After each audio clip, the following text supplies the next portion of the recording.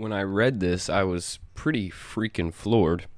It seems the latest defense secretary is dead set on turning the Capitol Police into some kind of creepy dystopian intelligence agency that hunts down and destroys the enemies of members of Congress. And as part of his plan to do this, he has authorized the Capitol Police's request for 8 persistent surveillance systems. Okay, what are persistent surveillance systems? Well, I actually went and dug and got a picture of them myself. So these are 2 of my pictures. The bottom one is the picture of one of these persistent surveillance systems when it's grounded. It's just a giant helium blimp, and it is equipped with anything, literally anything you could imagine for surveillance. Now, these things were up in the sky. If you look at the second picture behind the first one, you see that's what the blimps look like when they're just up in the sky around you. The blimp right there is actually not too far away. It's not as far away as you would think it is. In Iraq, especially around like the Green Zone, Victory Base, these things were everywhere, and they were always in the sky. You couldn't walk around without seeing them, thinking to yourself, wow, they control this entire area through surveillance. And here they go. They want to turn the Capitol into basically a wartime military base. They're justifying that kind of surveillance off of the onesix event, which was manufactured. This technology will be integrated with existing USCP camera infrastructure, providing greater high-definition surveillance capability to meet steady state mission requirements and help identifying emerging threats. Right, okay. The technology allowed U.S. troops fighting wars in Iraq and Afghanistan to monitor large areas 24/7 through extremely high-resolution cameras. Some privacy rights advocates have raised concern that Capitol Police are getting into the business of spying on Americans. The military could use the system to develop pattern-of-life analysis on suspected enemy combatants or intelligence targets in war zones. It could determine, for example, who was responsible for placing an improvised explosive device. That is not the same thing. When an IED goes off and they go to where the IED went off and they backtrack their surveillance from that moment, that is not pattern of life analysis, okay? That's just backtracking once you know where the event happened. Pattern of life analysis is where they are watching everything all the time, and if they see an individual whose pattern, who's being analyzed on a day-to-day basis, is acting outside of the pattern, the expected norm, then they are highlighted and watched. Pattern of life analysis means that you're analyzing the pattern of life around the targeted area, and you're highlighting things that stick out as not normal. What they're talking about implementing here in the Capitol is a total surveillance state. Do not pass go. Do not collect $200. This is... If they put this technology up in D.C., then D.C. is as much of a surveillance state as any city in China, period. They can do anything with this technology. The Department of Homeland Security has leased the same or similar technology described as Persistent Ground Surveillance Systems, PGSS, through the Department of Defense, according to a 2016 Government Accountability Office. So for some reason, I've always known them as PGSS, or Persistent Ground Surveillance Systems. It's just a change in the nomenclature, and I don't know why there's been a change in the nomenclature there, but a lot of times when governments change nomenclature like that, it's for some horrible reason. Somebody's stealing money or whatever. The reason why DHS has this tech is because they fly this tech on the border. They were using this technology during the border back when they used to, stop people from coming across it. And they would have this system either, in Iraq, it tended to be a tethered system. And the people who were analyzing the intelligence would be at the bottom in a trailer. In the border, not all of them were tethered. Some of them were free-flowing. But point is you can't put this technology above the United States, you guys. You cannot do that. This is like, I don't know how to explain it other than to call it like God-like surveillance powers. It's no bueno. Federal Appeals Court ruled last month against the Baltimore Police Department's use of persistent surveillance technology similar to the Pentagon's Gorgon Stare. The court said the program was unconstitutional and violated the Fourth Amendment protection against unreasonable search and seizure. You guys, our Constitution is under attack right now, and it is being attacked from all different sides. But right now, this thing right here, this has to be a place where we draw the line in the sand. We can't let them start using these eyes of God technology, these ears of God technology, where they hear everything and they see everything. And you guys, they can tell you they're not storing it. They are. They are. So a federal appeals court ruled that it's against the Constitution in Baltimore. And in the same time, the Department of Defense is giving 8 of these systems to the Capitol Police. It says Capitol Police provided few details when the Washington Times asked for specifics about how and where the department would use the PSSG-M's equipment. The agency would not say whether the data will be stored or disseminated or whether the system will be used for real-time only observation.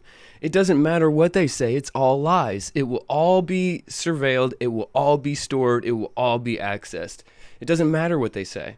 The Pentagon said the Army will install the units and train Capitol Police officers to operate and maintain the system. The Army will not operate the units once they are installed. The Army doesn't know how to operate those units in a constitutional area or in a constitutional environment. Look, you guys, the Army operates those in a extra constitutional, extra judicial way. They're at war. How are they supposed to teach a constitutionally bound law officer how to enforce this technology on citizens of this country? This is insane. When asked whether the data from the PSSG-M system would feed to agencies besides Capitol Police or how specifically the fielding of the system would improve upon Capitol security infrastructure, the department declined to respond. Hopefully you can understand it wouldn't be smart of us to tell the world our capabilities, a Capitol Police official told the Times. You guys, we are in freaking mirror world. That is something that a person should say when they are a member of the military. When you are a member of the military and you have operational security, you don't give away what you're doing to the enemy. The enemy is not a constitutionally protected citizen. What he's saying is we're not going to tell the enemy our capabilities, and the enemy is the citizens of the United States who come to the Capitol. And as an agent of the legislative branch, so the people who are now going to be this new intelligence service that goes and investigates anyone who, quote, threatens congressional members, is also not subject to the Freedom of Information Act. It's not subject to FOIA. The Capitol Police are not subject to FOIA. And yet they're going to be the first police institution in this country to put up these persistent surveillance technologies above our heads. Things that they're going to just have my regular citizens walking around used to these blimps above their head, just like they had the soldiers in Iraq. And nobody's going to say anything, and nobody's going to be upset about it, and everybody should. There's no constitutional way they can put those in the sky underneath the United States of America. Period, point blank, end of story. Listen to these capabilities. What you see here in particular is part of a family of systems, as Dr. Carter said. So some of these are actually moored, and they're mobile, and they're on pieces of equipment. Some of them are tethered, and they're either high altitude or low altitude. And if you ask the soldiers and Marines over there how do they work, it's great. And how many more they need, as many as you can get and as fast as you can get them here. Are these largely survivable because they spot bad guys before the bad guys can target them? Because they're a fairly ripe target. The bad guys know that there are eyes and ears up there. That keeps them away. It establishes what you want for standoff. Notice how he's talking about how much of a deterrence this system is. Because that's why they're putting them in the air above the Capitol for more than any other reason. It's deterrence. Remember when we listened to the Capitol Police officer talking about how they had to move quickly and make arrests as a deterrent to make people think twice about going to the Capitol? It's the same reason they're choosing this system, this persistent surveillance system that's going to be above everybody's heads at the Capitol. First thing is there is a dissuasion and a deterrence piece to it. When it's up there, the bad guys pay attention, they stay away. And then if you can't dissuade or deter, you can certainly detect. And then your shooter to sensor and your target and your ability to engage is a lot quicker. TCOM land surveillance systems are an elevated set of eyes for warriors in combat on the ground. Land-based aerostat systems provide total domain awareness, enabling ground forces to see beyond the immediate theater and destroy threats before they strike. Land surveillance systems incorporate small, medium, and large class. Notice how it said, get to threats and eliminate threats before they strike. That's that systems analysis. That's that AI that says this is out of the ordinary. You guys, this is not a system that should be analyzed, that should be used in the United States of America. I never thought that they would ever try to use this system here. I cannot believe that I'm making this episode. The technology that they have that they can put on those blimps, we can never trust them to put those blimps up there without putting everything on it that I know that they have already. And you guys, it's too much. Nobody should have this much power. Nobody. Equipped with customized payloads that include optical sensors, thermal imaging systems, radar, and passive communications technologies designed to detect and track targets over varied terrain.